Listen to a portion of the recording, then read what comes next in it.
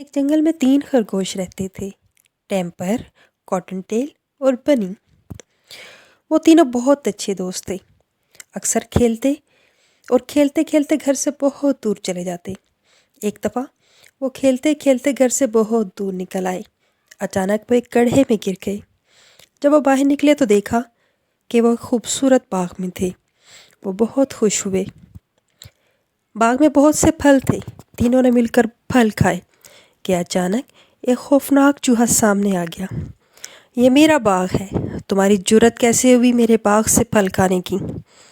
ये कहकर चूहा उनके पीछे दौड़ा। खरगोश डर के मारे भागे, लेकिन उन्हें बाहर जाने का कोई रास्ता नजर न आया। बाग चारों तरफ पानी से घिरा हुआ था। हम यहाँ से बाहर कैसे निकलेंगे? बनी घबरा के बोला। डरो नहीं, हम कोई तरकीब ज़रूर सोच लेंगे, टेम्पर ने कहा। वो देखो, एक बीवर लकड़ी से घर बना रहा है, कॉटन टेल ने कहा। आओ उससे मदद लें। प्यारे बीवर, हमारी मदद करो, हमें दरिया के उस पार जाना है। बीवर ने उनकी मदद की और उनके लिए लकड़ी का पुल बना दिया।